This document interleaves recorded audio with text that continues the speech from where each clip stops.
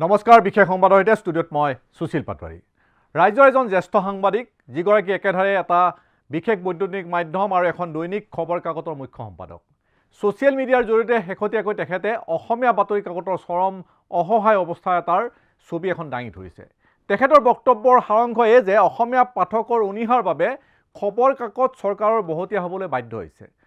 অৰ্থৰ বাবে প্ৰতিখন কাকতে চৰকাৰক ভালৰি লগাই বাতৰি প্ৰকাশ কৰে আৰু তাৰ বিনিময়ত কাকত পৰে বিজ্ঞাপন পায় তেখেতৰ মন্তব্য ঠিক এই ধৰণৰ তেখেতৰ বক্তব্যৰ হুবহু অংশ এটা মই গাই দিছোঁ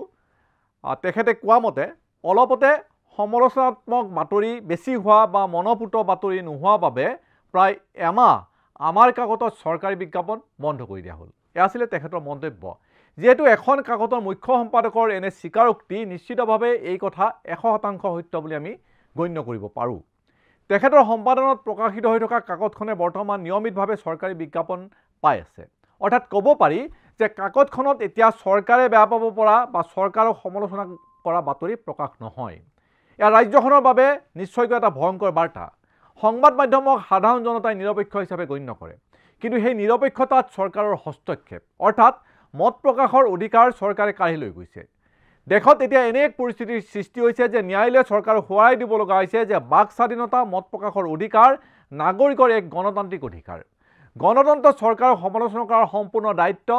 আছে নাগৰিকৰ তেনে মত প্ৰকাশৰ এক অন্যতম মাধ্যম হ'ল সংবাদ মাধ্যম কিন্তু যেতিয়া তথাকথিত মূলসুঁতিৰ সংবাদ মাধ্যমৰ না জল না থল অৱস্থা হয় তেনে পৰিস্থিতিত সাধাৰণ নাগৰিকে মুক্তভাৱে মত প্ৰকাশ কৰিব ক'ত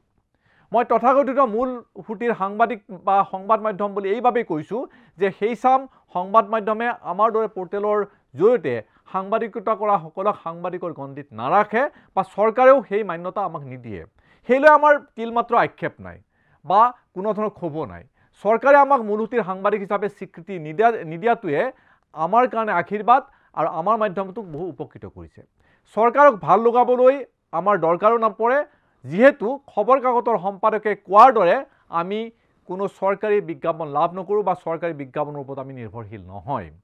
আজিৰ তাৰিখত নিৰ্মম সত্যটো এই যে যদি কিঞ্চিত হ'লেও নিৰপেক্ষ সাংবাদিকতা বৰ্তি আছে আজিৰ তাৰিখত সেয়া কিন্তু পৰ্টেলৰ সাংবাদিকতা ভুল শুদ্ধ বহু আছে কিন্তু ইয়াত নিৰপেক্ষতা কিছু পৰিমাণৰ বৰ্তি আছে ছপা বা টিভি মিডিয়া জনতাই নিজৰ মনৰ কথা কওঁ বুলি ক'ব নোৱাৰে আপুনি যদি বিশ্লেষণাত্মকভাৱে চৰকাৰৰ সমালোচনা কৰি কাকতলৈ পত্ৰ এখন প্ৰেৰণ কৰে সেই পত্ৰ নিশ্চয় আজিৰ তাৰিখত প্ৰকাশ নহ'ব কাৰণ চৰকাৰী বিজ্ঞাপন বন্ধ হৈ যোৱাৰ ভয় যিটো কথা বিশিষ্ট সম্পাদকজনে স্বীকাৰোক্তি দিয়েই কৈছে কিন্তু ছ'চিয়েল মিডিয়া এই ক্ষেত্ৰত মুক্ত আপুনি গোৱাল গালি দিব পাৰে সেয়া আমি ইচ্ছা কৰিলেও বাধা দিব নোৱাৰোঁ যাৰ বাবে আমি প্ৰতিটো সংবাদ পৰিৱেশনৰ ক্ষেত্ৰত দায়িত্বশীল হওঁ অৱশ্যে বৰ্তমান ছ'চিয়েল মিডিয়াটো চৰকাৰী হস্তক্ষেপ খাটে বুলি বিভিন্ন ধৰণৰ সংবাদ প্ৰকাশ পাইছে চৰকাৰৰ বিৰুদ্ধে হ'ব পৰা বহু খবৰৰ ক্ষেত্ৰত প্ৰতিবন্ধকতা আহি পৰে এই ক্ষেত্ৰত পৰ্টেলৰ সম্পাদককে কওক বা সাংবাদিককে কওক তেওঁলোকৰ হাত বন্ধা কাৰণ পৰ্টেল চলে ফেচবুক ইউটিউব আদি মাধ্যমৰ জৰিয়তে এইসমূহ মাধ্যম কৰ্পৰেট গোষ্ঠীৰ হাতত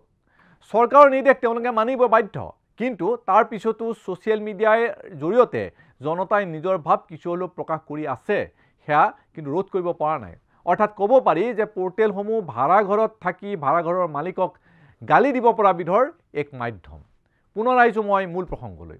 চৰ্চা চলিছে যে মূলসুঁতিৰ সংবাদ মাধ্যমে চৰকাৰৰ কীৰ্তন নকৰিলে সেইসমূহ বন্ধ হৈ যাব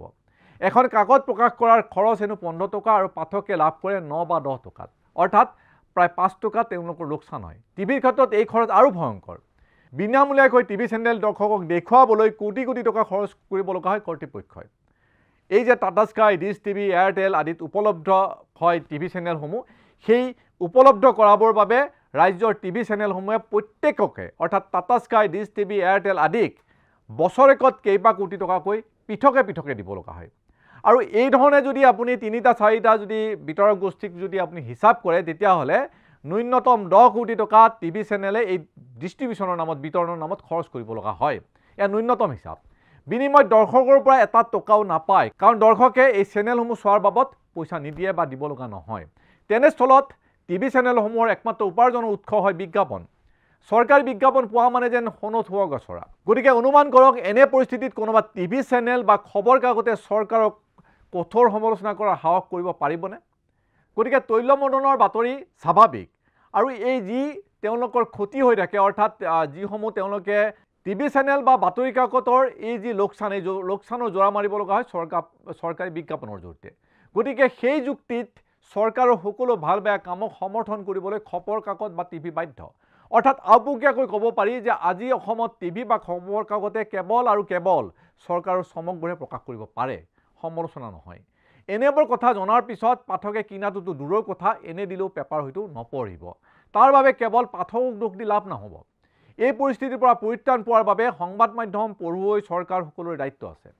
বিজ্ঞাপন বিতৰণৰ ক্ষেত্ৰত চৰকাৰক কিছু কঠোৰ স্থিতি গ্ৰহণ কৰিবলৈ বাধ্য কৰিব লাগিব সংবাদ মাধ্যমসমূহ নিজেই। মন গ'লে কাৰোবাক বিজ্ঞাপন দিব, কাৰোবাক নিদিব, সেয়া নিশ্চয় হ'ব নোৱাৰে। কাৰণ বিজ্ঞাপনৰ ধনকেইটাও ৰাইজৰে ধন। যদিহে সৰু ডাঙৰ সকলো সংবাদ মাধ্যম একত্ৰিত হৈ চৰকাৰক হেঁচা দিয়ে, সেই কাম নিশ্চয় ফলৱৰ্তী হ'ব। কিন্তু বহুধা বিভক্ত অসমৰ সংবাদ মাধ্যম একত্ৰিত হোৱাটো প্ৰায় অসম্ভৱ। কাৰণ চৰকাৰ সমৰ্থিত বহু সংবাদ মাধ্যমে চৰকাৰৰ ঘি মৌ পায়ে আছে। তেনে পৰিস্থিতিত ৰাইজে চৰকাৰৰ প্ৰশংসাহে শুনিব পাব, কোনো গঠনমূলক সমালোচনা এইসমূহ মাধ্যমৰ পৰা শুনা নাপায়। আৰু তাৰ কাৰণে বাতৰি কাকত কৰ্তৃপক্ষ, সম্পাদক কোনোৱে আক্ষেপ কৰিও লাভ নাই। ধন্যবাদ।